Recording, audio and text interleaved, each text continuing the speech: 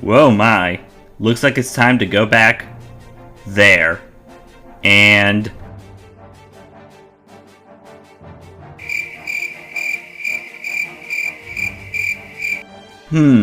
This is usually the part where two particular people interrupt me. What's this? A letter? May as well read it. Ahem. Dear Owen, we are aware you are making a video on this game in the good thing bad thing format, and since we also know Waluigi the Master won't be playing this game anytime soon and that you're including the DLC, we have no reason to interfere. Hence why we're on a 7-day winter vacation date. We'll be back in time for next week's video, so you should be okay doing this video solo.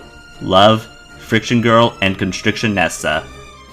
Well, I hope they have fun, and it seems I'm doing this one all by myself. You better buckle up, because the bunnies are blasting off immediately. Hey, I'm Owen the Fictionboy, and here's my good thing bad thing jig on Mario plus Rabbids Sparks of Hope. Good thing. Contrary to the first game, the Ubisoft logo did fit for the theme, since this sequel takes place in space, and you can link your Ubisoft Connect account to the game. That all makes this game a bit less forgettable. Bad thing. The rewards are generic though, as all you get are some items and a fan kit.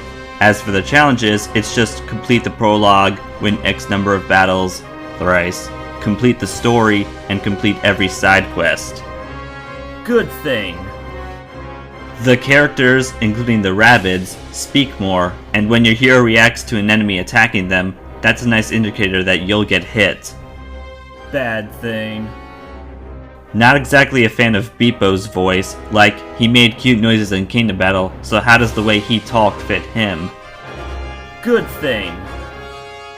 Your team is no longer restricted to Mario as the leader or having a mix of Rabbid and non-Rabbid characters, so mix and match teams to your liking. Bad thing. While you can pay with coins to heal your team, it gets more expensive the further you progress in the game, so you may have to grind via battles or search for coins. Good thing. Aside from Mario, Luigi, Peach, and their Rabbid counterparts returning, you later unlock an original character named Edge. Rosalina's Rabbid counterpart is a neat addition, and even Bowser joins to get his army back from Cursa. Bad thing. Yoshi and his Rabbid counterpart were out because the developers only wanted 9 heroes, and apparently Rosalina is too powerful, but she was in Smash, Mario Kart, and the sports and party games. Good thing. The new battle system is much improved on, since the grid movement is gone, and you have 2 action points, making you think when to use your weapon, sparks, reaction shot, and items. Bad thing. Like in Kingdom Battle, there are frame drops that can get really bad in battle, and also it happens when you clear Dark Mist Gate and go through it the first time. Good thing. When exploring, you can shop for items, solve riddles from Professor Backpack, collect green coins from a green ring, the blue coin and red coin challenges return, play a Cheep Cheep minigame, and more. Bad thing.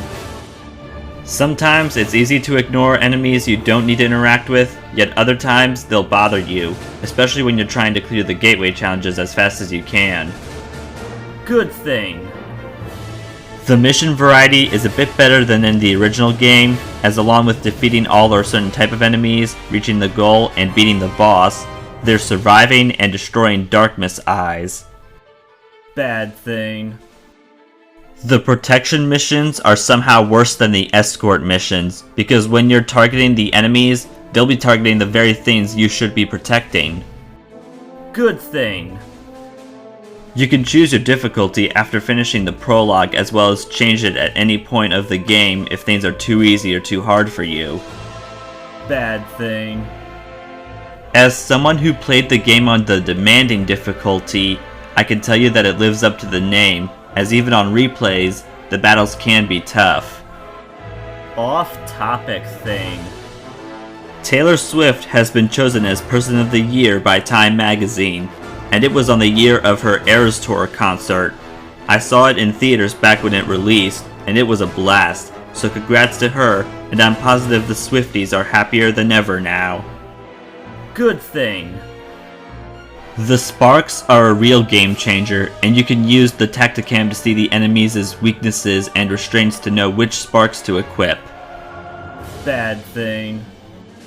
It sucks that the Magic Koopas and bosses don't have weaknesses, and some of the mentioned enemies are restrained to everything. Yeah, that's totally fair. Good thing. Madame Boistrella, who was used as a gag in the first game, has a more major role with challenges meant to doom you, and you can save Spawny in her Tower of Doom DLC. Bad thing. Her challenges are loads harder than the other battles, so did she really need her own DLC to trouble us even more than what we've already been through? Good thing. The last Spark Hunter DLC takes place after clearing Barrendale Mesa, so newbies can play that before reaching Cursa to see the story's events in chronological order. Bad thing. However, it is just a new planet with new enemies and challenges, making us question if it is worth being a paid DLC or should have been in the main game. Good thing.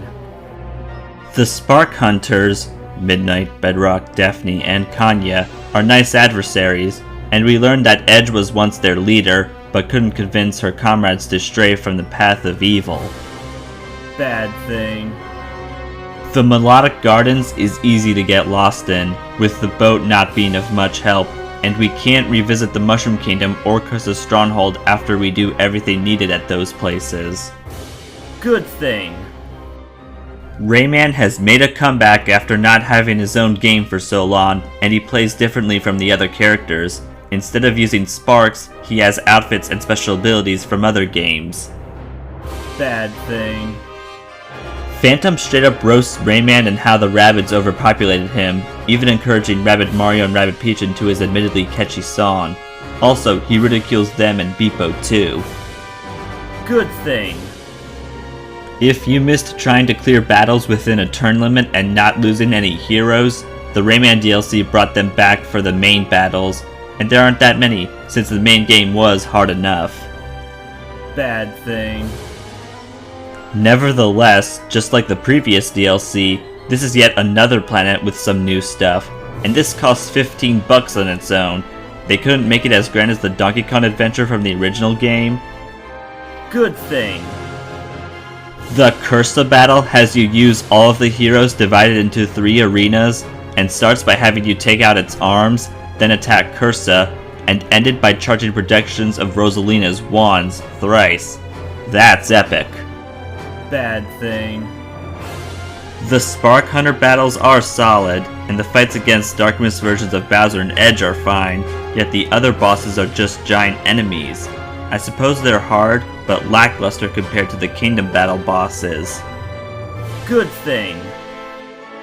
This game has received a lot of positive reviews, earned a handful of nominations, and won some awards for being a great family game and a great strategy game. I would say it's the best Ubisoft game in the modern era, along with my favorite Switch game of 2022. I don't care if you call me crazy about any of those things. Bad thing. Unfortunately, despite selling well within the first few weeks of its release, it underperformed in the last few weeks of 2022 and early 2023, so we may not get a third installment in the crossover series, and it's even less likely with Ubisoft focusing on making a lot more Assassin's Creed games than ever. That's a total bummer.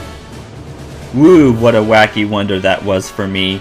If you enjoyed Kingdom Battle, surely you were excited for Sparks of Hope, and if you don't have it already, go get it, since it was a welcoming sequel.